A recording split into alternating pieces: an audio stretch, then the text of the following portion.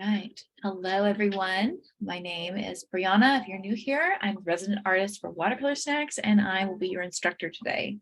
In the background, my husband will be playing a game, so if you hear some clicking, that's just the mouse. And occasionally, I have a cat that demands attention. So we're going to get into some watercolors here. Hello, everyone. So glad you guys were able to join this evening. All right, let's go ahead and turn the camera to in front of us. So this is the example piece that I showcased to you guys yesterday. You guys requested hot air balloons, so I figured we'd have some fun with it. Now, this is also kind of great because not only are there hot air balloons, there's also kind of a sunset effect happening in the background. And we're going to be working a little bit with negative space here and there. I did post a tutorial last week talking about negative space, and so we're going to get to use some of that in our regular practice here today. So starting, I have a small size, it's a quarter size sheet of the paper that came in the box. The reason for this being is that we have very small brushes, and to try and cover a very large canvas with just 2 small brushes is going to be very frustrating. We'll be able to get the right effects you want. So I tend to work smaller on purpose. Whenever we have smaller brushes, I tend to bring it smaller. So, but you are welcome to use whatever size you would like. With that, we are going to start with a sketch. You do not have to start with a sketch. It's very basic. It's not very much, but I feel more confident with it. If you are somebody that is brave enough to do it without a sketch, I applaud you. But for those of us that need a little bit more, we're going to do that. So taking just a regular graphite pencil, I did not grab the Art Graph one because I don't yet know if I want like the graphite to bleed into my colors. I kind of want to have pure colors, but we're going to use that pencil later. Using a regular pencil, I'm just going to start not at the top, and I'm kind of off centering it a little bit because having your piece, having your subject matter be a perfect center can sometimes be a little off-putting when doing landscapes or anything like that. So we're doing it kind of a little bit off center, and I'm just going to do a light circle. I'm going to lift this up with a kneader eraser, but if you have a really light hand, then you're golden. All right. So just kind of a balloon shape. We're going to just taper that down, kind of creating the hot air balloon effect. And then we're just going to do a little, I don't know what you call it, a shape for the basket right there. Just so we know, taking a kneader eraser, or even just a regular eraser and just like very lightly stroking it. I'm just lifting up the excess graphite so it's not showing through my watercolor whenever I lay it down. And that's literally the only sketch that we're going to be using there. All right, actually I lied. We also have the hills.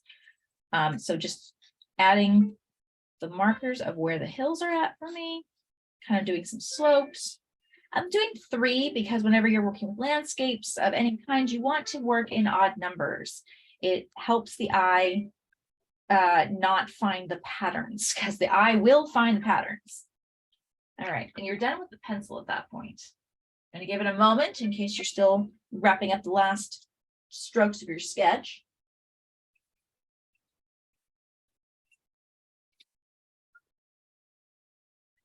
I'm also going to grab a sheet of scrap paper here. This was just my test subject. This is always good to have on hand because you always want to swatch your colors before applying them.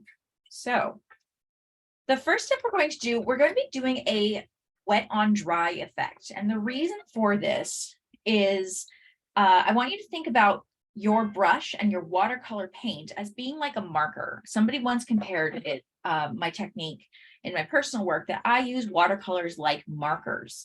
And I thought that was pretty interesting, and I've kind of held on to it. So I'm going to show you why, because we want to blend, we want to kind of granulate, and we can granulate the colors with a wet on wet, but we want to have a little bit more control, and I want to do a little bit more layering than that. So what we're going to start out with is we're going to pull from the yellow. I have all my colors laid out here in my palette.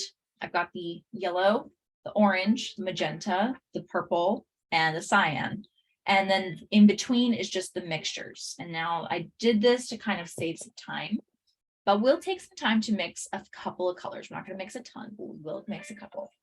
And what I'm doing here is I'm just pulling paint putting it on a fresh surface to kind of have some more control and adding a little bit of water to it. Now you can add water with your brush, or you can be fancy and add it with an eyedropper. Depending on how much water I need, I sometimes will lean towards the eyedropper, but that's usually if I need a very diluted effect. Oops, moving our tools out of the way. Then over on your scratch paper, you can kind of swatch it out. There we go. And what we're going to do is we're going to carve out that shape, because that's going to be the sun. And so the brightest point in the entire piece is going to be that sun right there. So we're going to do just that. We're going to start with our Princeton Heritage brush, and we're going to just do a little half circle with the paint.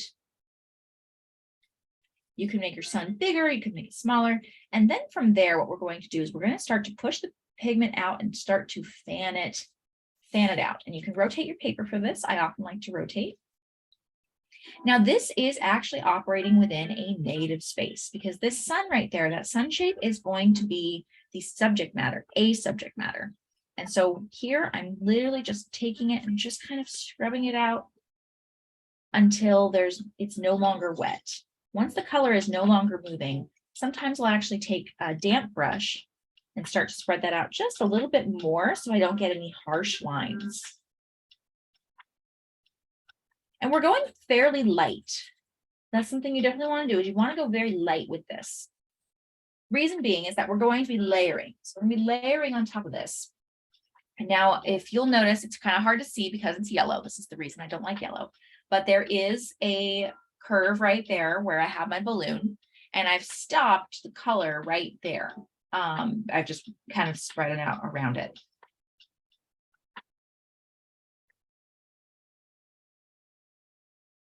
Now, the next one we're going to do is we're going to do the orange. We're going to be working in a kind of a color range here because we are working with a sunset. So we're going to be following that train of colors. So the next one in the sequence is going to be orange. Now, I did something a little bit different. I didn't just pull straight orange. I actually pulled a mixture. I think it was 2 drops of yellow and 1 drop of orange. And that is simply because the yellow is not strong enough to stand up against the orange. The orange is a very bossy color. Which one is it?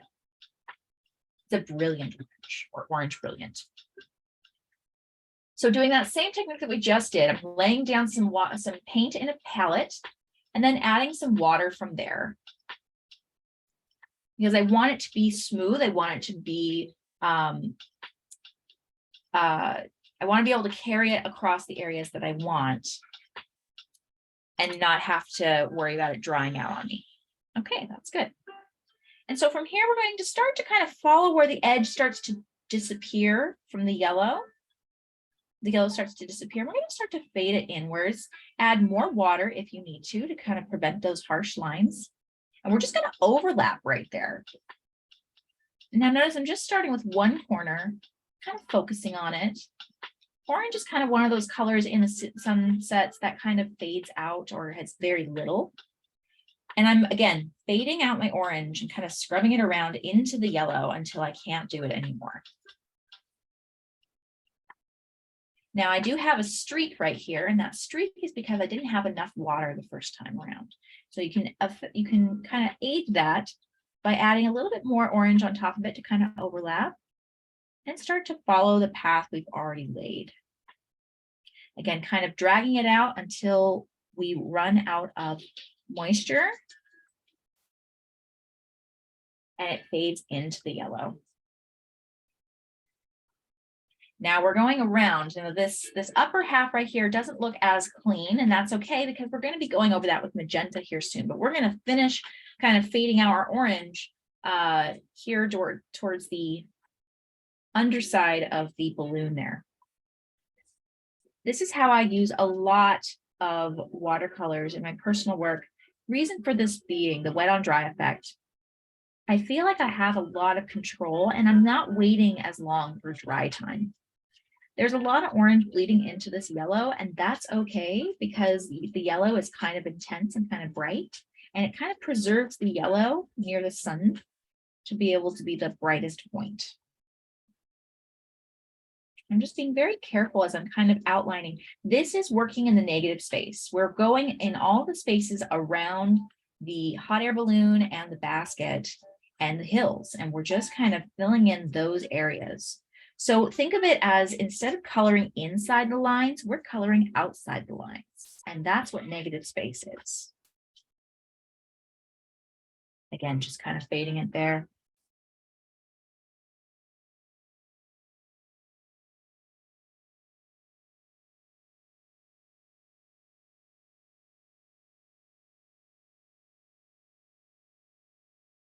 Remember to go light because we don't want it to be too dark. We have a ways to go, and we're going to want to layer as we go.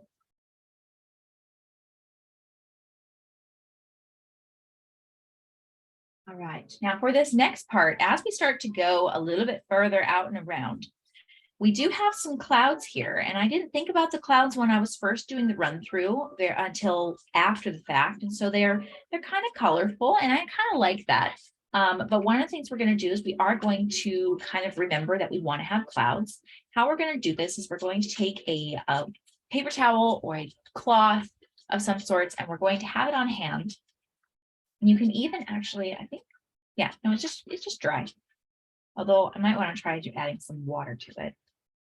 But before we do that, we're going to go ahead and do the next part. We're going to mix our magenta color.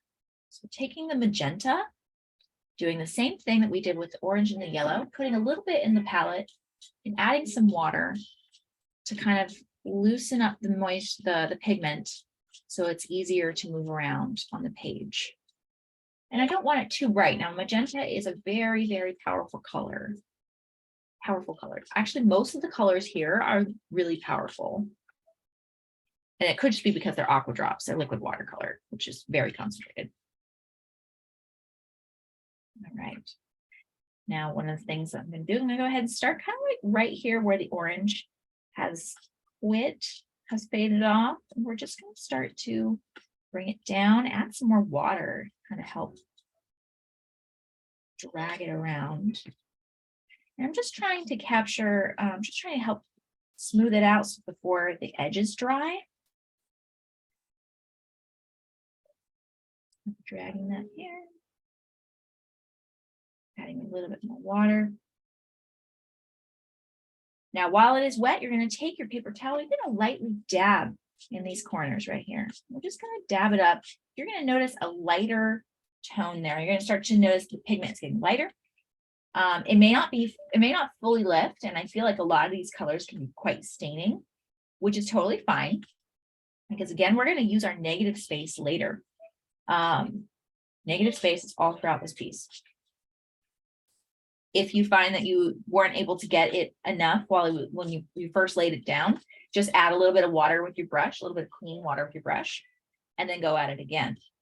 With these ones in particular, these are really intense and vibrant, and I've noticed they don't lift as easily as some other ones, which makes me think they might be a little bit more staining in color than some other watercolors. Some colors are staining and others are not, and it's kind of interesting. I'm still learning about it myself. Then taking the same thing, taking the same application, applying it to the other side. We're just going to go ahead. We're going to start to add that in.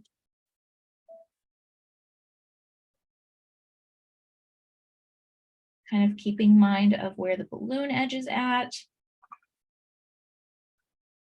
Taking a damp brush, kind of scrubbing it out.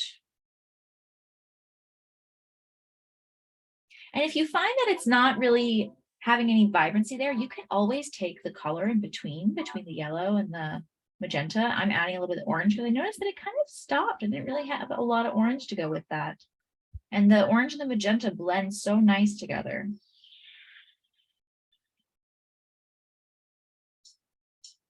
Now, whenever you have applied water to an area that has already got paint on it, I also, like with the damp brush, I will take that and I will fan it out until I can't fan it out anymore. Reason for that being is it will create a coffee stain effect. That's what I call it. And I want to have a little bit more of a smoother transition. I did not quite get to that line quick enough. That's okay.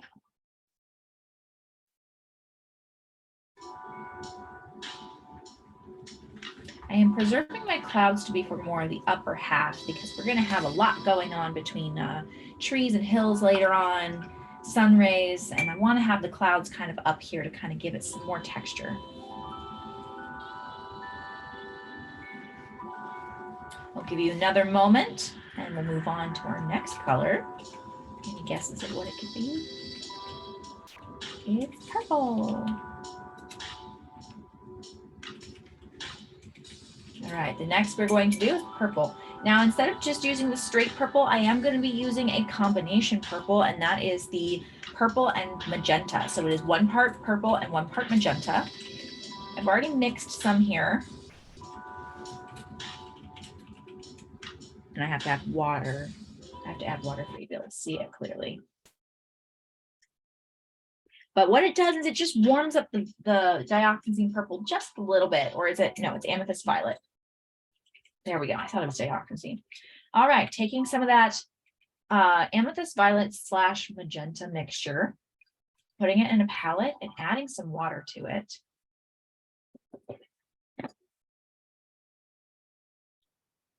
I'm adding a lot more water because the purple is extremely intense.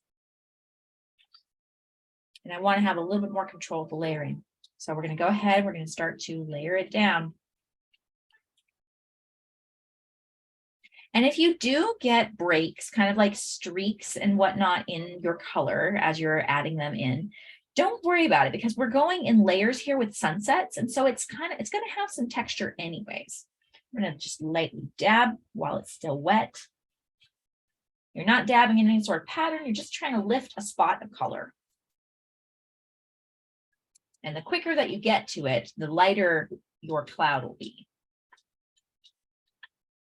So basically, if you want to have a white cloud, add a lot more water to your paint. If you want to have a less white cloud, which there are purposes for that, you have a little bit more paint, a little bit less water, and you'll get more of a staining color. Just going to kind of overlap that right into the magenta. I feel like we've worked with a lot of wet on wet, and there's good purpose for that, but it's kind of nice having a wet on dry application. Again, kind of minding that negative space there. And I'm just going to lightly dab.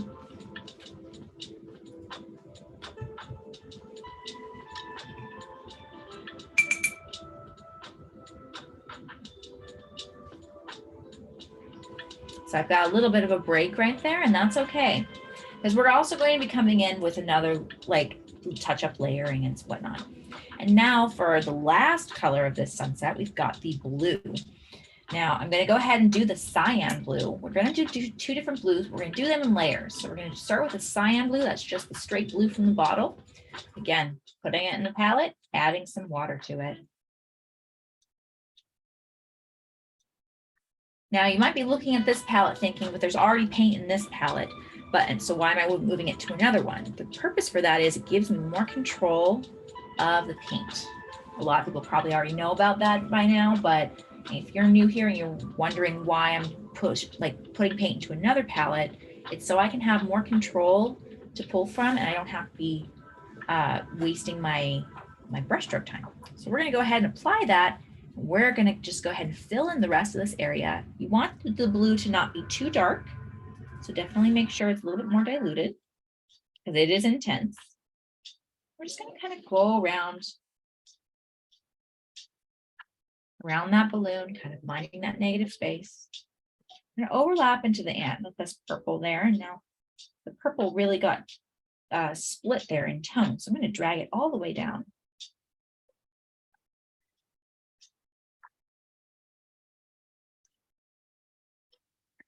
I love working with color gradients like this, just with these kinds of colors and whatnot, because they're so much fun. The colors play so nicely together. We're going to go ahead and just lightly pick up.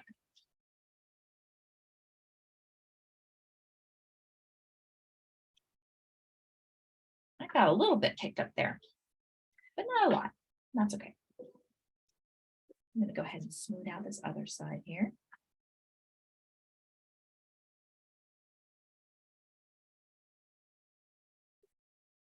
I am going to, there's a lot of purple in that corner, and I want to have a little bit more blue in my sky. So I'm just kind of overlapping into that purple area there.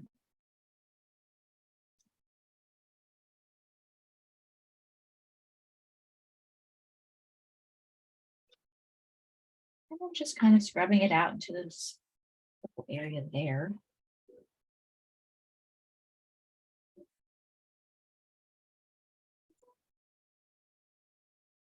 I did just go over that area that I tried to lift because I didn't see much of a difference. And I'll show you another way that you can lift.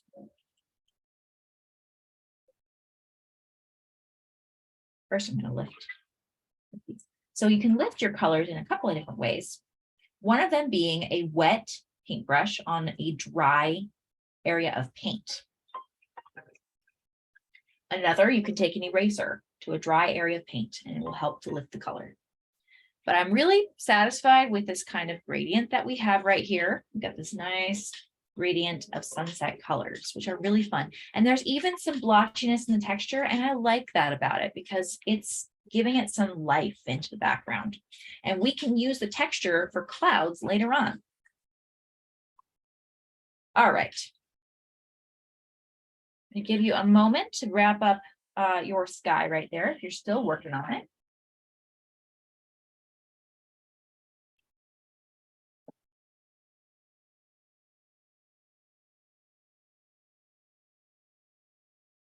All right, so now what we're going to do is we're actually going to focus on putting down the first layer of these rolling hills.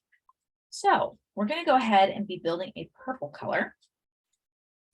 And I think what I did, I took the, we're going to mix with pure colors here. Pure colors. I took the amethyst purple over here. I can't showcase it. A little goes a really long way. We're going to try adding a pure orange. Actually, we're going to add the, we're going to add the pure orange. We're going with pure colors here. The orange is going to dilute, sorry, not dilute, it's going to contrast the color to be much less vibrant. So we have this nice burgundy red, which is nice, but it's not quite the color that we're going for. So we're going to go ahead, we're going to add some more purple. More purple than that. We're going to add some more magenta. Now, you do not have to be doing this color mixture, but I like to explain the colors as I'm going. By adding the magenta and more purple, it has brought this color to be a lot more vibrant again, more rich in tone. Now that's good, but it's almost a little bit too pink now. So we're going to add a little bit of blue. We're going to add a little bit of blue. So we're just going to pull from the cyan color. I would probably be mixing my mixtures at this point, but I want to try and give you guys a ground for how to mix it with just the pure colors.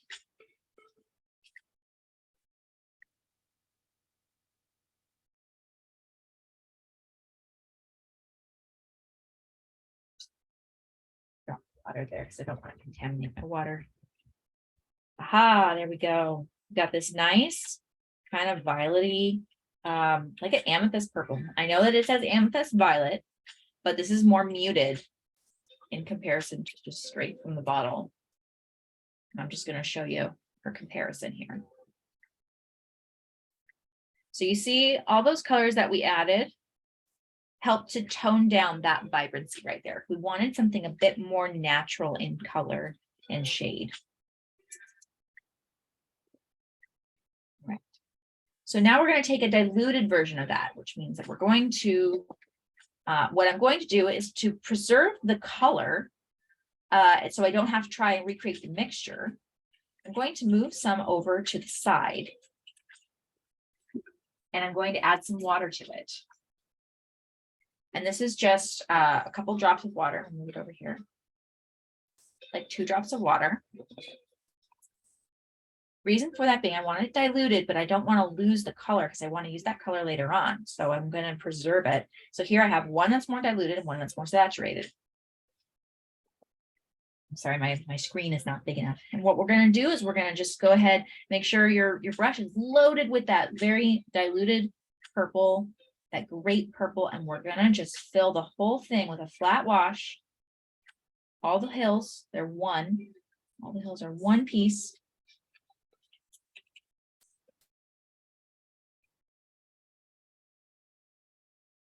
And we're just going to be working now. We are working in a positive space here because these hills technically count as subject matter. These hills are an object that we're creating. So here we are working in the positive space.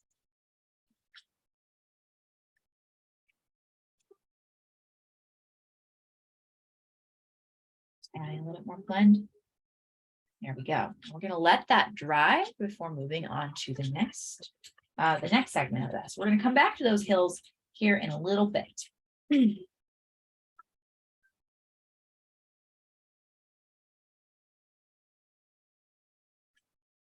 Something I want to point out to you here. We've worked with the negative space, and so it now looks like all the areas around are colored, and like the hot air balloon was just kind of cut out of there and moved somewhere else. And so that's how you can tell what the negative space is. And when your positive space basically is completely separate, it's like removed from it, you're working in the negative space there. I'm talking a lot about the negative space because I feel like it's tricky to get a concept of sometimes. And one of the suggestions I did tell somebody in the chat from that tutorial was to take like a branch with leaves on it, or I mean, even something like this. And I would be painting the spaces in between, the spaces that showed the background. And that's how I would actually draw my piece, was just by painting all the negative space. If you paint with just the negative space, you will create the same positive space back as if you just went in there painting it positively. It's just a reversed aspect. Okay. So now what we're going to do is we're going to start to flesh out some of the textures in the clouds here. And we're going to do that by taking the colors we already have. I am going to be using all these colors that we've already been working with, but I'm going to be also using a combination of the amethyst and the cyan color, which I already have mixed. So if you want to take a moment, you just mix 1 part purple, 1 part blue, and you get this beautiful kind of ultramarine blue.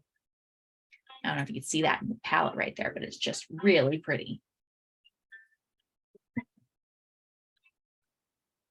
Beautiful. Right. And I'm going to add some water to it because I want it to be a little bit more moldable.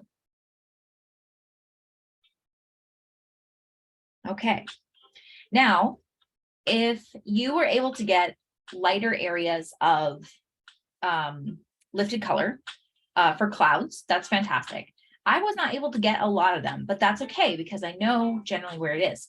By having all the textures, like you can even see kind of right here, we got this line, this kind of squiggly line of where the lines overlapped. You can use that to your advantage. So what I'm going to do is I'm going to essentially kind of create the clouds. I'm going to follow the clouds that I tried to do here, and working in the negative space, I'm just going to start to kind of dab it in some shapes, dab it in a random shape pattern, nothing super significant. I'm keeping the line pretty like wet with pigment and moisture because I'm going to fan it out, and I don't want it to dry before I get there. So by having a line that's really kind of full of water and the pigment, I can fan it out. It will last longer. It will not dry out on me right away.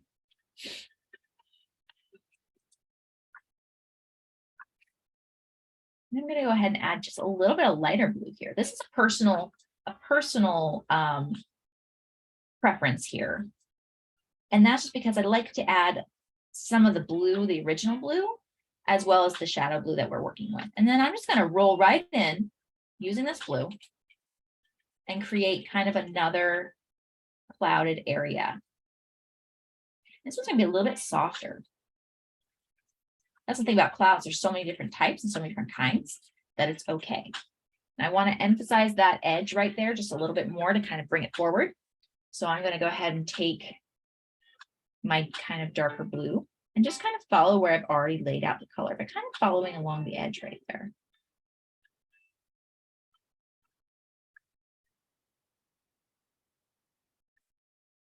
I'm And because they're clouds, they are a little bit more, they're not super clean cut. And so I'm just kind of dab some around, kind of soften those edges. Again, this is a personal preference thing, so you don't have to do it. This one feels a little bit too harsh, so I'm going to go ahead and add some water to it when I'm dabbing at those edges. Just going to kind of scrub them around, kind of scrub them out, maybe drag a little bit of the color down,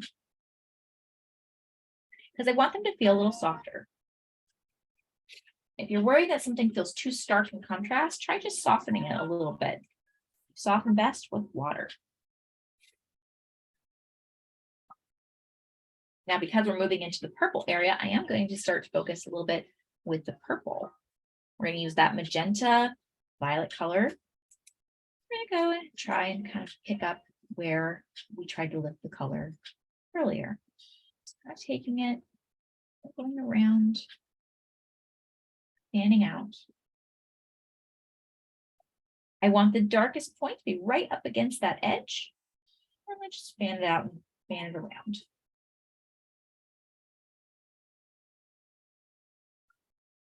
Go ahead and continue fanning out your cloud area. I'm just adding this here. This is a personal preference thing. Your piece may not need this, but I wanted to bridge the gap between the two. Yeah. Now I'm going to do the same thing. Now I do have a slight little cloud here, and I'm going to do the same thing. We're going to do it with the magenta color. In fact, we're going to make a little bit of a mixture here. This is a personal preference because I want to get a little bit more of a less, I want to get a slightly less vibrant tone to that magenta. So I'm going to go ahead, we're going to add just a smidge of the blue.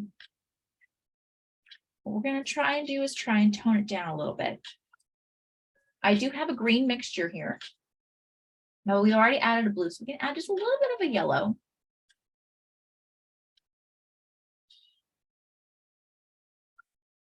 Now the yellow and the magenta do create an orange, but by adding that blue into there, it really kind of helps to counteract it a little bit.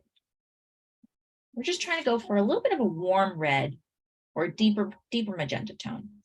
And I like that color. I think that color works good. We're trying to create a shadow. I am going to use, for these tighter corners, I'm going to start to use this smaller King Art, yes, the white nylon King Art brush.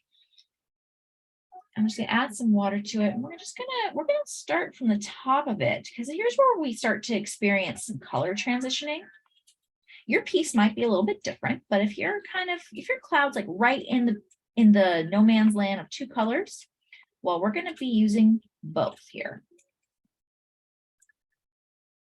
You might notice with this smaller brush that you're not able to carry water nearly as far. That has to do with the size. That is strictly because of the size of your brush here, and because of how small and short the bristles are, it can't hold a lot of water. But that's okay, because it's still really good for details. This is why different size brushes are important. All right. So I just focused that kind of red magenta color in the top half. We're going to take the orange color we've already mixed, and you shouldn't need it to be more pigmented. You should just be able to use the one that you have. And we're just going to add a layer, and here's where we're starting to layer things in. You may need to add some more water just to keep it loose because it may have dried up a little bit.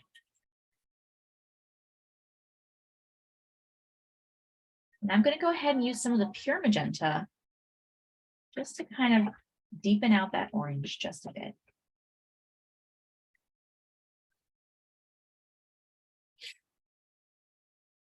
While that is drying, we're going to add one more cloud to this corner. You are welcome to create however many clouds you like. You are not restricted to creating 5 or 6. I would encourage you to create an odd number of clouds, though. Or maybe it's an even number of clouds, because we have an odd number of hills and we're going to have an odd number of trees. So maybe an even number of clouds will kind of keep the elements in balance.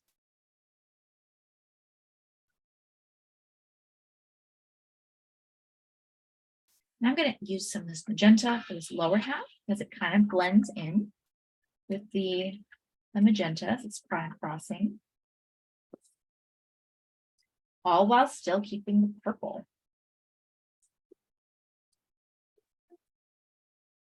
Oops. There's a slight flick of paint on my cloud. What I'm going to do is just dab out the moisture from my brush. And we're just going to soak it right up. So that's one of the ways you can take care of your mistakes, is if you have a little paint fleck or splatter that happens, if you get it quick enough while it's still wet, you just take a dry brush and just, it absorbs right into it. It's one of my favorite ways to correct a mistake in watercolor. This is just me adding a little bit of that deep blue, just to kind of deepen out the purple a little bit. There we go, got some clouds rolling through.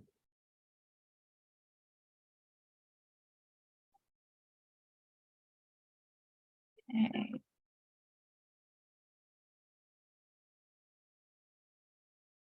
All right. So we've worked a lot with the outside. I think we might be nearing the point of the balloon. However, you might have some areas that are still wet with the sky. So what we're going to do next is we're going to add the second layer to our rolling hills. And then we're going to move into our balloon there. So going back to the color that we've already mixed, we're going to pull from the saturated tone. I'm adding some water to loosen it up so I can spread it evenly. Get a nice juicy tone there. Now we're going to be using the wet on dry technique again. I'm going to be starting from the bottom because as we're rolling up to the top, you know, the sun's going to be hitting more. It's not going to be hitting as much down near the bottom. So we're in the valley area. So we're going to go ahead, make sure that my paint is juicy enough. And we're just going to start to fill in the bottom here.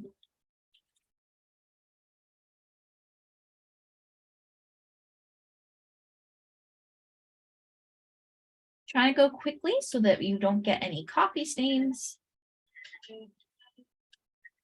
Just trying to soften out those edges there.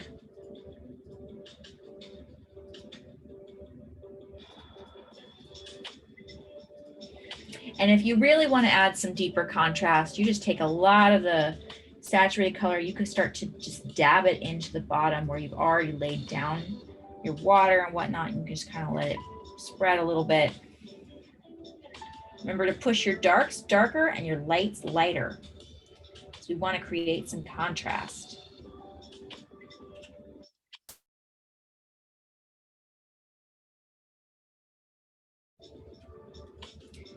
Don't worry about the hills not being dark enough because we still have the trees to add later. Which maybe we should go ahead and add those now because our hills are kind of nice and ready for it.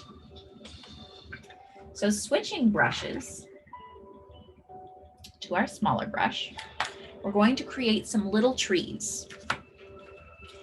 Now, if you've been here for a while, you will know how to make these trees, but I'm going to walk you through the tutorial of it one more time. With our smaller brush here, you're going to start, I'm just going to show you on this example piece. You're going to start by drawing a line down. And then while that line is still wet, you're just going to be dabbing in a zigzag motion.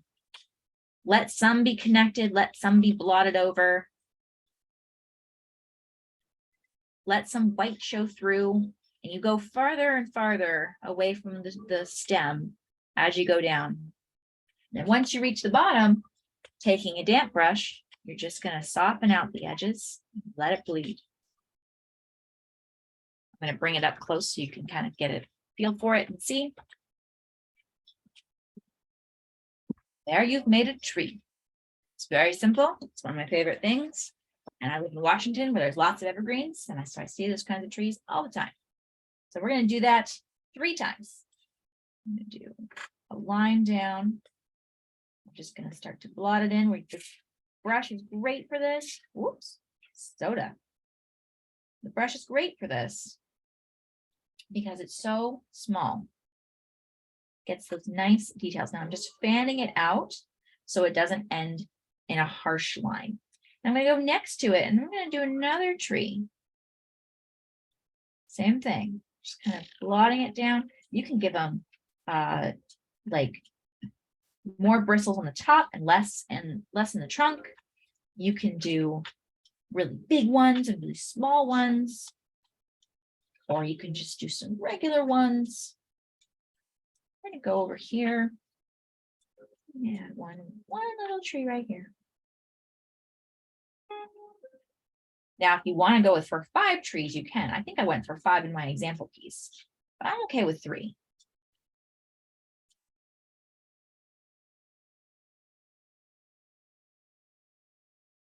Right.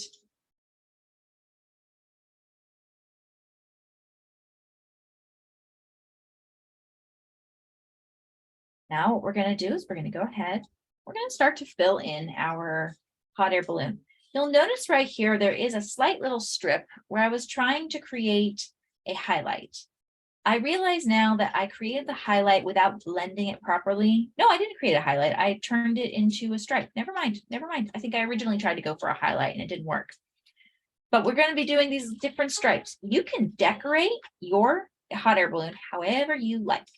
I'm going to create a mixture. I'm going to walk you through the mixture I'm going to make for the red, because I want to, again, I want to have kind of a burgundy color red. So with that, this red right here is it's 1 part magenta and 1 part orange. So you can mix that straight. In fact, let's try it. Let's just mix 1 part magenta. I'm doing 2 drops. 1 part orange, just 2 drops. And then we're going to mix a little bit of the purple here.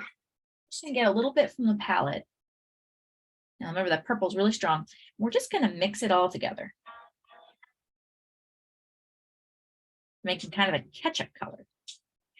If you would like to use a different color for your hot air balloon, you are more than welcome to.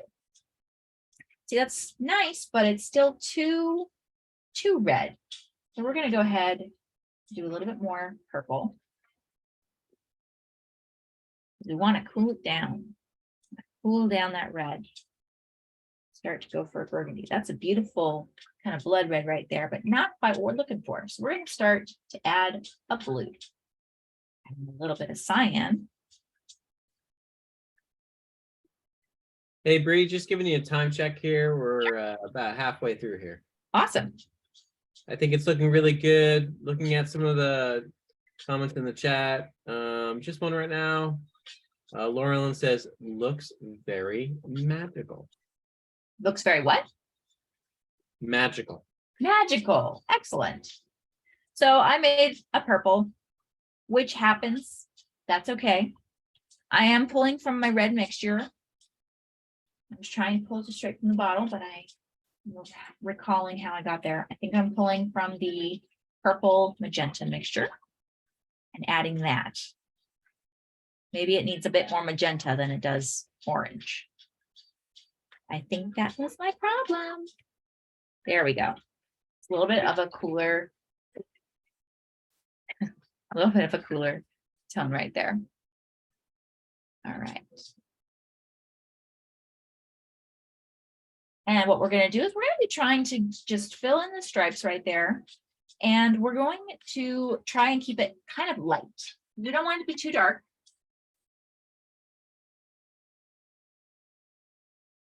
Now, bonus points if you can use your marker in this piece. I should have mentioned in the beginning. If you find a way to use your marker, I would probably, like, if you have a different color marker, the reason I didn't use this for my balloon is because it matches too close to the sky and it's going to get lost. I wanted a warmer tone for my hot air balloon. Otherwise, I probably would have started to use the marker a little bit. Maybe I still will. Maybe we'll find a way to use the marker for the hot air balloon. In the meantime, we're going to go ahead and start to lay down these stripes colors. I did not sketch the stripe colors out this time, but that's okay. We're just going to freehand it. If you feel more confident having the stripes or the patterns sketched out, by all means, go for it. This is your piece.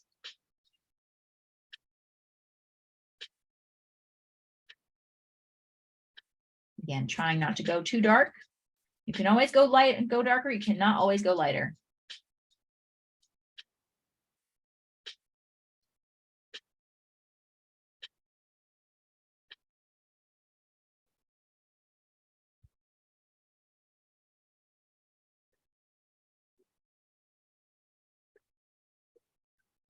All right, we have one. Now, my hand naturally does more of a curve in this direction. Trying to do it in this direction, not so much. So I'm going to rotate my paper. This is another thing, is to pay attention to how your hand handles direction and shapes and whatnot. It's far easy for me to curve it out in one single direction than it is to try and do it in the opposite direction.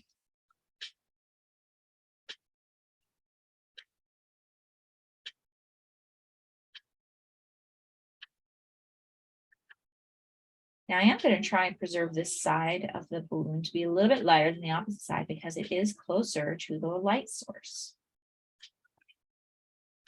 Just going to start to fan out that edge right there.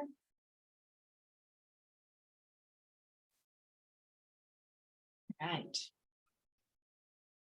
And we'll add another color. I think what I'm going to do is I'm going to, while I'm waiting for this to dry, I'm going to go ahead and I'm going to experiment real quick. I want to kind of see what I can accomplish with this marker by blending the colors. We're going to pull from pure purple.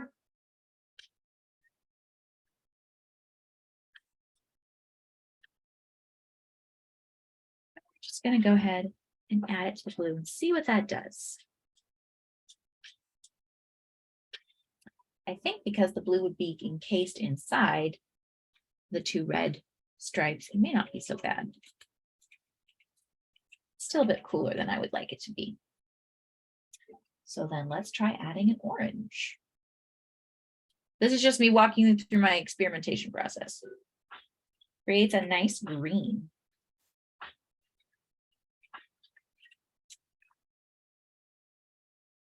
That's okay.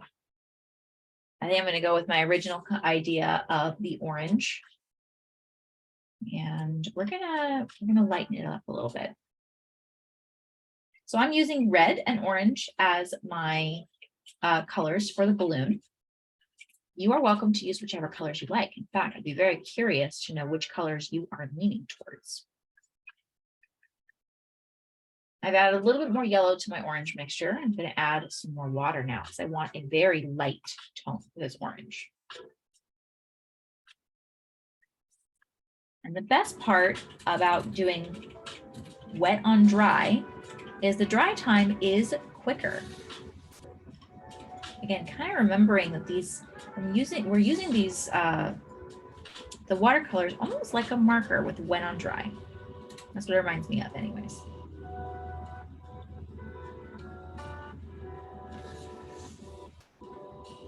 And now I have plenty of room to go darker for when it dries. While we're waiting for that to dry, we're going to make the mixture for a brown for the basket there. I'm going to give you a moment to wrap up where you're at before we go there. Go there.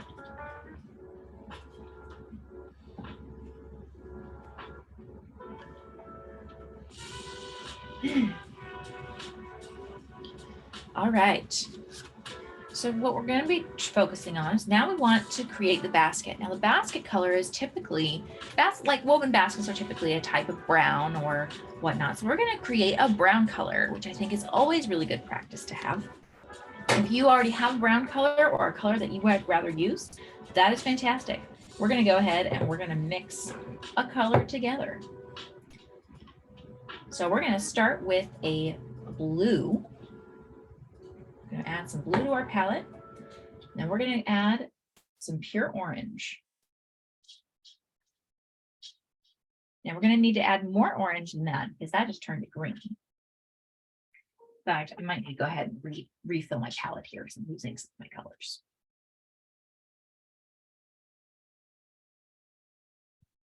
They're getting sticky.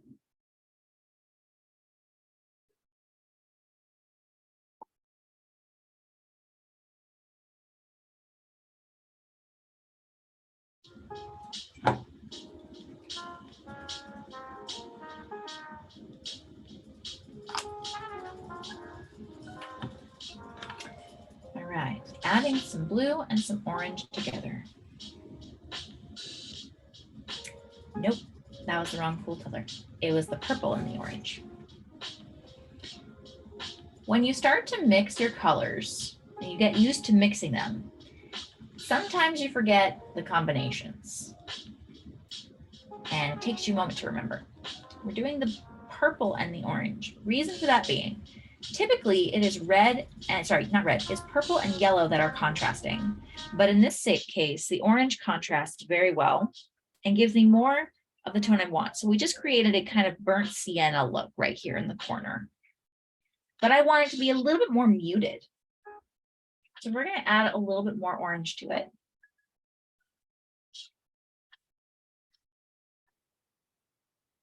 Which I don't think it's going to mute it down, but it does lighten it up a little bit. We're going to add just a little bit of yellow.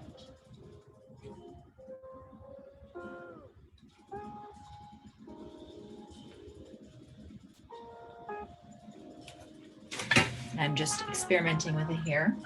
And we're going to add the very slightest bit of blue. Blue's going to be very strong. We just want to tone it down a little bit. Not enough for it to be green, but just enough. And that is a good brown color. All right. Taking your smaller brush, go ahead and fill in a base coat of your brown for the basket. We're filling in the positive space now. So we're coloring within the lines.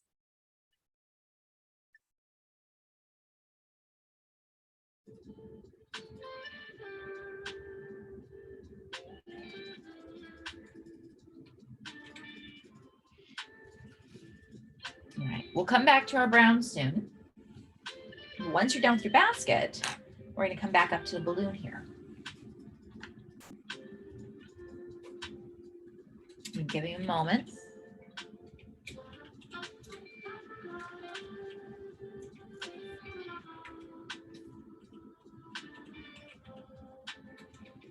All right, so coming back to our balloon, I just did something here. I did a star and I kind of did some stripes around it, but I did the star with a negative space. Now, it doesn't have to be a star. It can be something else, but we're going to be focusing on doing the negative space. I am going to be using my Princeton brush because I want to have more control of the moisture. And the tiny brush, while we are working in a tinier area, it's not going to hold the amount of moisture that I need for controlling my paints before they dry. So with that, we're going to go ahead. We're going to pull from the orange color, a more saturated tone. We're going to make sure there's plenty of water there.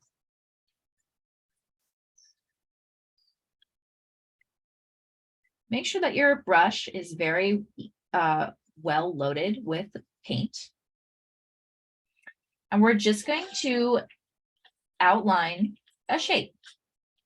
I'm going to go ahead and repeat the star, but you are able to do whatever you would like. You could do a cat head.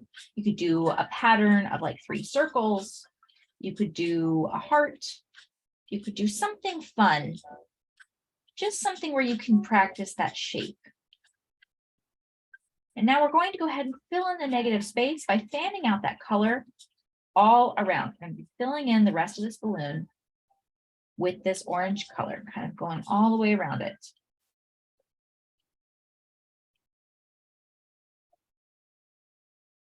Going to be dragging it down.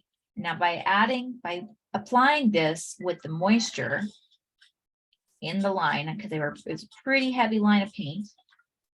By heavy, I mean very loaded with water, is very wet.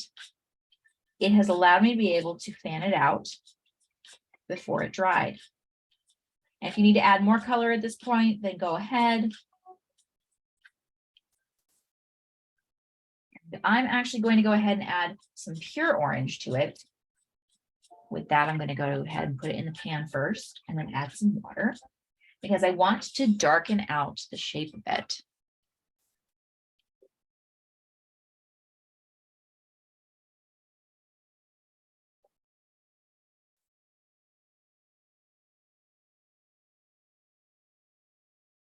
Now, I'm terrible at drawing stars free-handed. I'm just gonna be honest. And that's okay. Because not everybody can draw stars. And I'm one of them. Not these kinds of stars anyways. By adding that little edge of orange there and fanning it out while it was still wet, it helped to kind of push the values of it a little bit more. We've just pushed our darks darker. We're going to add our lights lighter.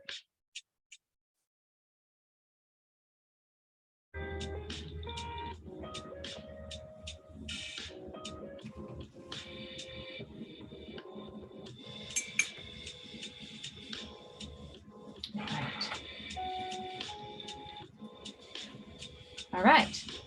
So with that, we're going to let that area dry before we add anything else to it. Here's where we can start to bring in our art graph pencil. Now, originally, when I did the designs here, I was painting on designs, just little swirls with my tiny brush in the same color, just a more saturated tone. However, what ended up happening was that the patterns kind of bled into each other, kind of around. It kind of looked a little bit messy. It still looks fine because it's a texture, but what it didn't do what I wanted it to do. Sometimes this can be the cause of the paper. The paper, if it's not a more decent quality, sometimes it can do this, but it's not a bad thing. It's just something to be aware of, that different papers behave differently. And I think it almost felt like the watercolor was kind of sitting on top of each other and just didn't quite absorb. So it's kind of interesting. But I wanted to let you know that sometimes this does happen. This happened with some of my personal work that I did in February. The watercolor just kind of almost sat on top. It didn't quite absorb into the rest. So we're going to go ahead. I'm going to try and recreate that, but using the art graph pencil. And I'm just going to be going around and doing these little swirls, these little S shapes, these little curlicues, kind of back and forth, just kind of all around. I'm not going to do them as tiny as I attempted the first time because I don't want to be here for that long. I think it would eat up a lot of our time.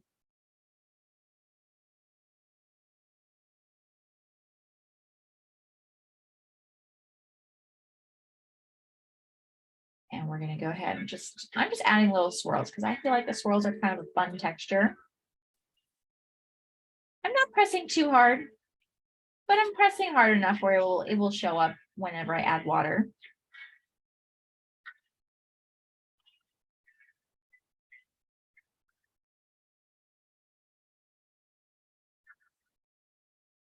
It just takes time to do a little bit of a Zentangle doodle.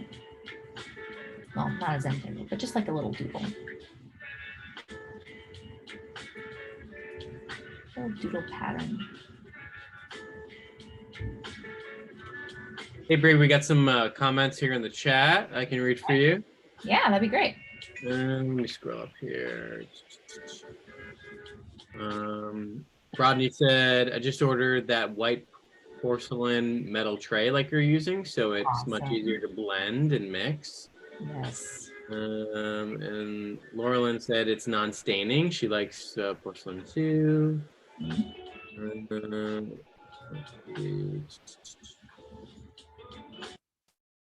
Karen said, can't wait to do this. It's going to be a busy watercolor kind of weekend. Oh, that sounds like fun. We're glad that you're here and can't wait for you to do the project.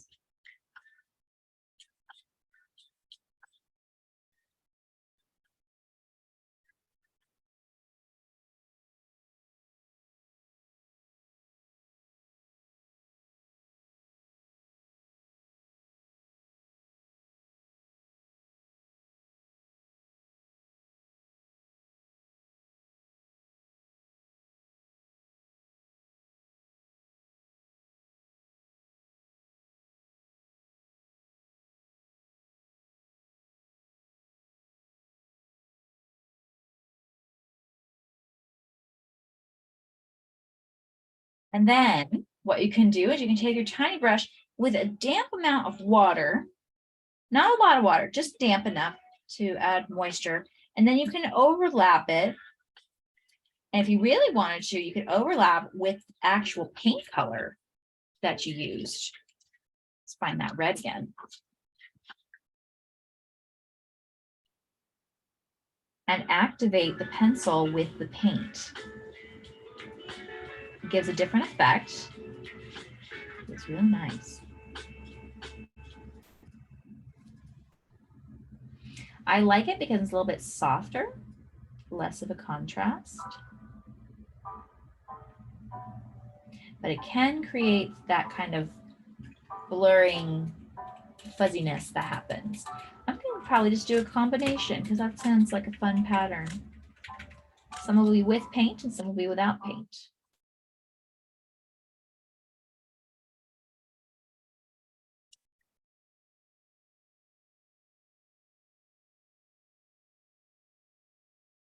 Hot air balloons are very often very colorful, so you can see them in the sky.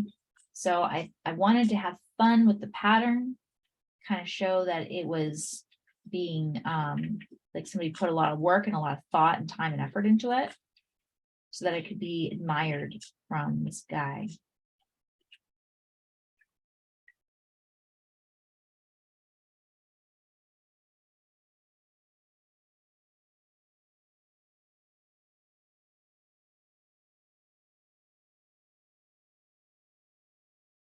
Another reason that kind of blurriness, blotchiness that can happen, not necessarily with the paper, it could be because there's too much paint layered and it can't absorb properly into the paper. So it just sits on top. But we're already seeing it happen, seeing that blotchiness kind of fan out there. And I used a thinner layer for this one. So maybe it hit the paper, but that's okay because it still creates texture. Now that we are aware of it, we know what it'll do. We can actually use that.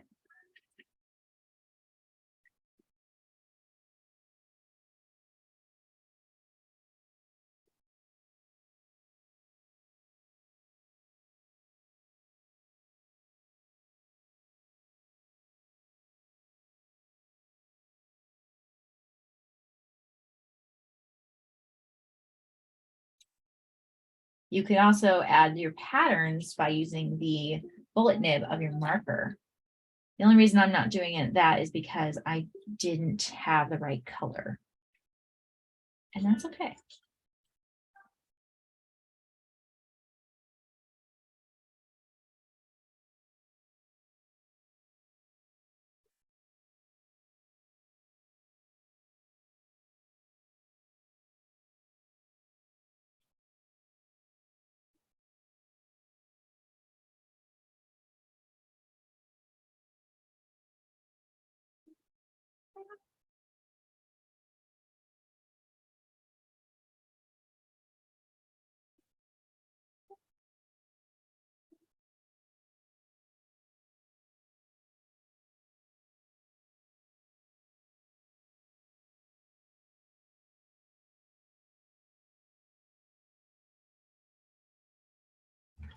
You just kind of get lost in this effect right here.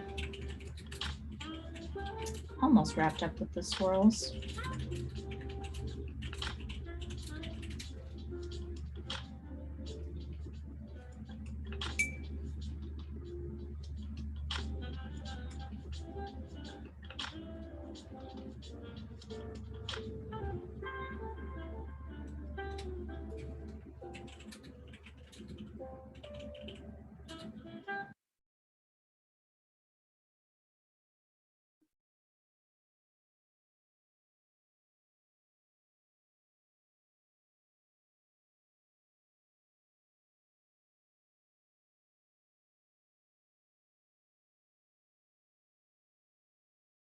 All right.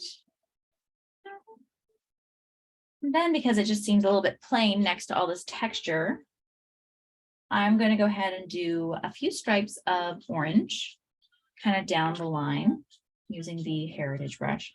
The whole balloon is just a matter of personal preference and what you want to add.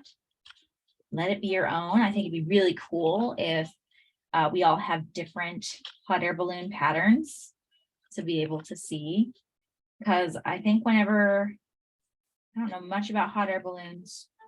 I know my mom tried to take me to see some hot air balloons once, but the wind didn't cooperate, so we weren't able to see them take off that day. However, they're all different. They're all colorful. I did see them take off the next day. Not take off, but I did see them fly in the sky the next day. And they're just all sorts of colors and patterns, and they're all different and unique, and it's super fun. All right. Going back to that brown color that we created a little while ago, we're going to add a little bit of a shadow contrast there. We're going to go ahead and kind of wet the brush there, kind of get some paint. We're going to start not quite to the far edge, but just a little bit, because the thing is, the basket is typically round, I think. And we're wanting to kind of show there is a light source here. Trying to soften it out. It's not wanting to soften, which means I didn't add enough water. That's okay.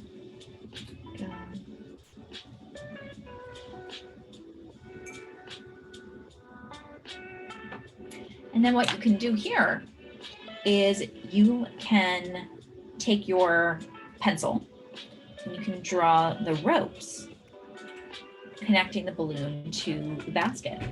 I do, if I'm going to add the pencil, I will always activate it because I like that it softens the edges.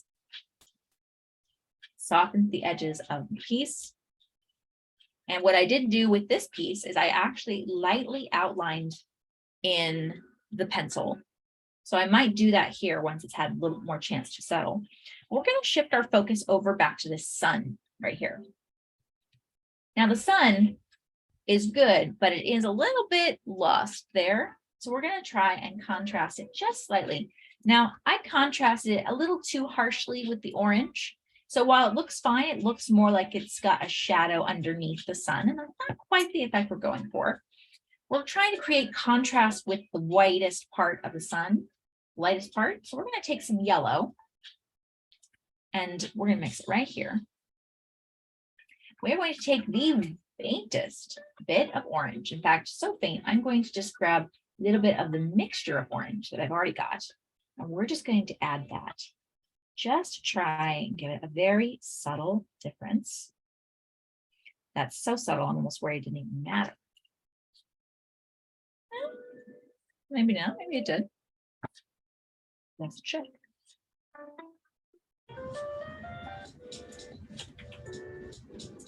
We're going to add just a tiny bit more.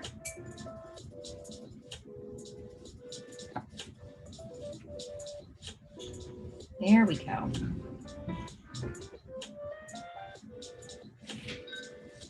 There we go. So we still have a golden yellow now. And taking, using the heritage brush, we're going to take that really, really golden yellow, adding some water to it. And we're just going to lightly add it around the sun, kind of working on that negative space there. Reason for this being we're wanting to create that effect, but we're not wanting it to be so stark of a contrast. We want it to show we just want it to show that there is a lighter area. And the lemon yellow can get really, really bright. It can be very, very hard to see against a white. And so here, just by that really subtle little bit of yellow right on the edge, it contrasted the edge just enough so we can see it a little better now.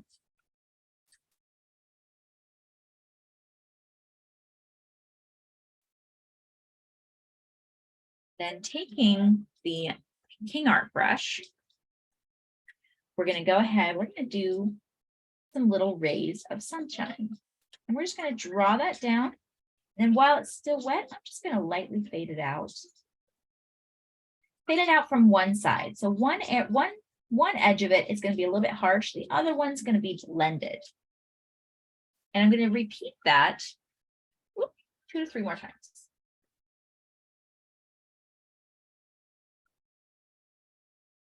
And I like to make them a little bit varying in length. So one will be longer, one will be shorter. Fan that out.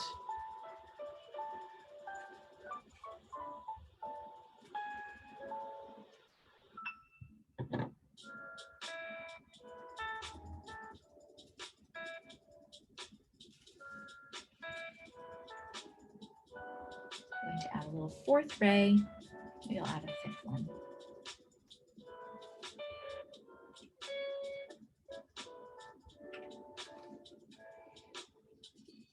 Okay.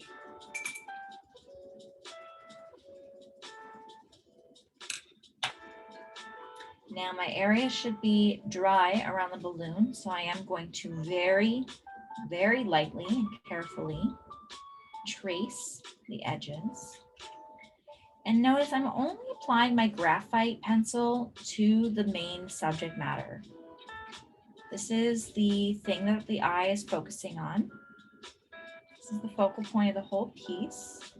And the graphite can be a very eye-catching tone because it's got a harsher edge. And then with that, we are going to go ahead and activate it. Just with a single swipe. We're not going to overwork it. We're just going to lightly activate it, drag it around, create a nice outline.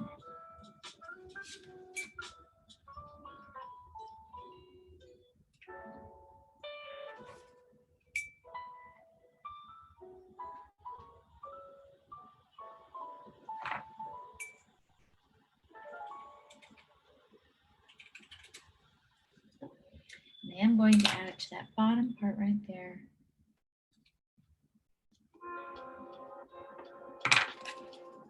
Because that's where it starts to get separated from the background.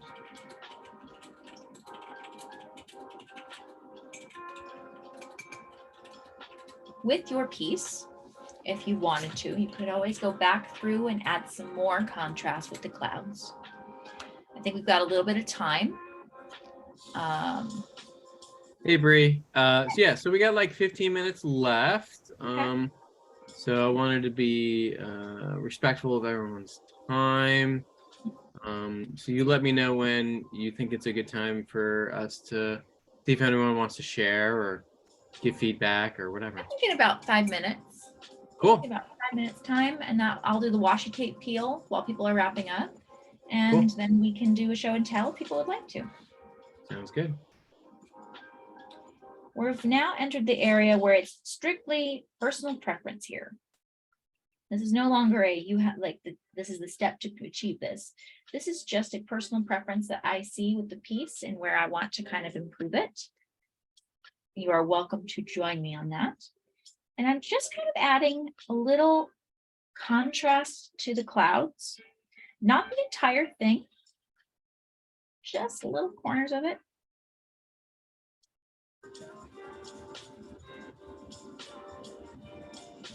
One of the things that you can also do is you can actually follow the natural lines.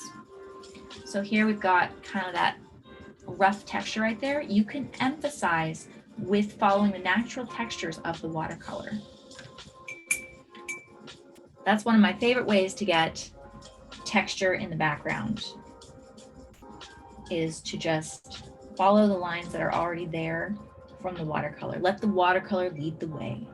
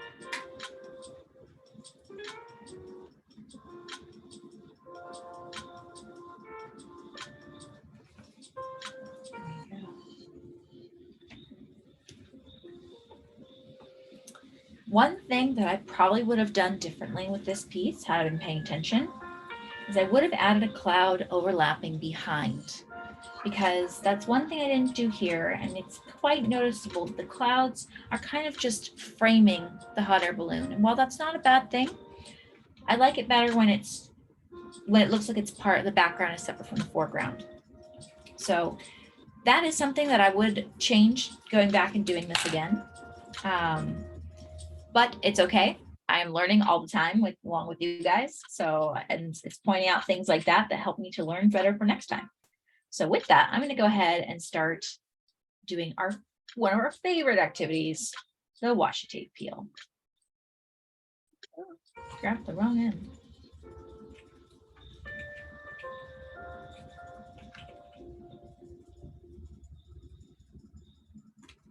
While you're doing that, Bria, let me just take a look at the comments here.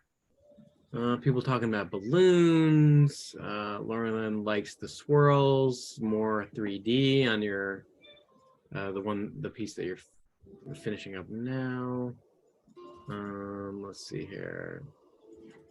A few people, Teresa and Emma, feel like theirs looks like a 5-year-old painted it.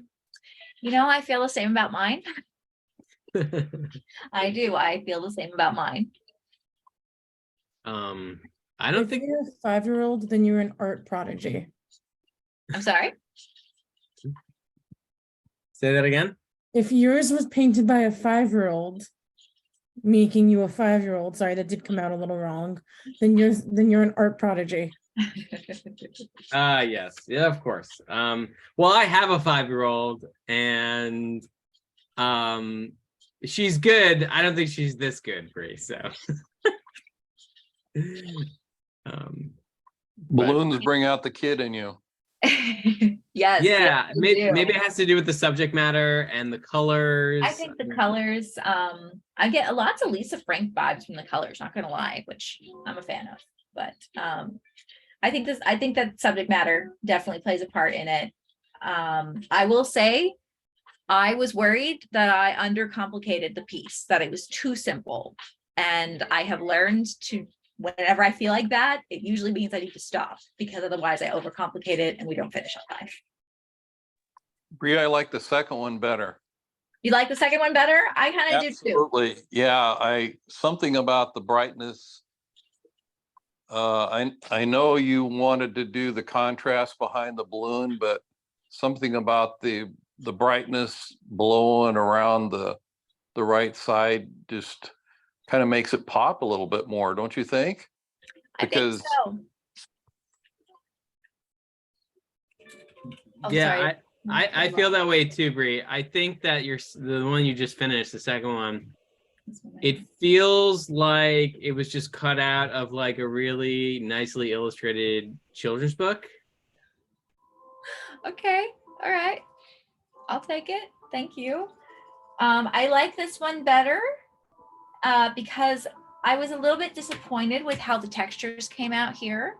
It did not do what I was anticipating it would do. I didn't have time to fix it, and I was like, well, we're just going to fix it in class. And I think that using the pencil was really different, and I do like it. I do like this one a bit better. I think I like the clouds in the background better in this one, but I like both pieces for different reasons. But thank you guys both for commenting on that, because I appreciate that.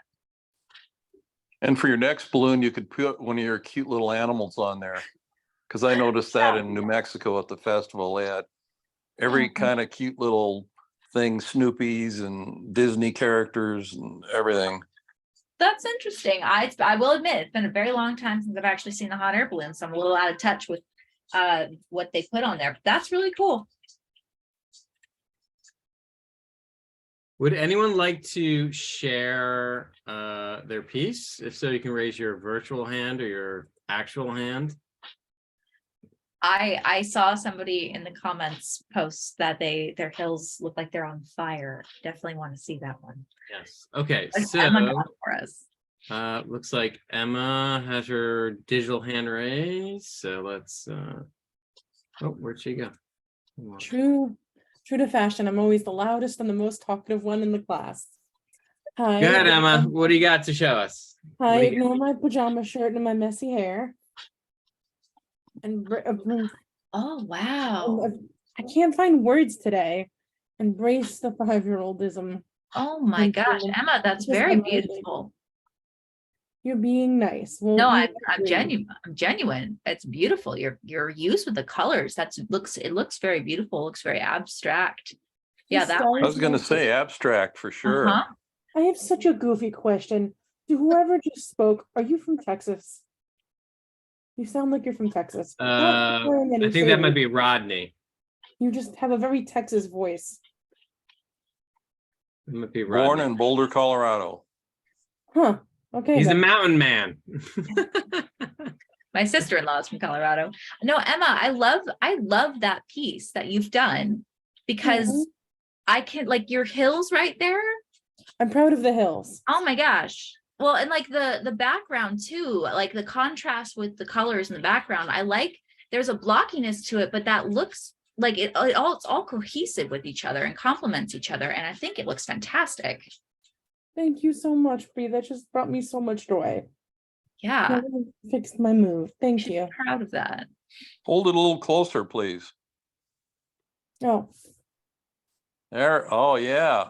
Yeah, I like the ice cream. I want to eat that. right. thank you. Don't eat it. It'll probably make you sick. My cat would try and eat that ice cream. I love your cats. I scream is because I know it's a very late Mother's Day present, but I'm drawing my older sister, her husband, and her 2 kids as emotional ice creams. I think You that should is- frame it, Emma. You should frame it. You Right. should. You should frame it. Great. Thanks for sharing, Emma. Anyone else want to share? Oh, hold on. She's sharing these ice creams. Here we go. Emotional ice creams. Those are adorable. Love that. Beautiful. Those make good You should stickers. do a bunch of ice cream cone characters and do a little book, a storybook. I want to. That would be awesome. I could definitely add the text. I could think of a lot of characters. Thank you, Rodney. You know how to find me? Or Ronnie? It's Rodney. Cool. Anyone else want to share? Raise your virtual hand or actual hand. I'm scanning the gallery now. Or no. Totally Come on, fine. Adam's mom.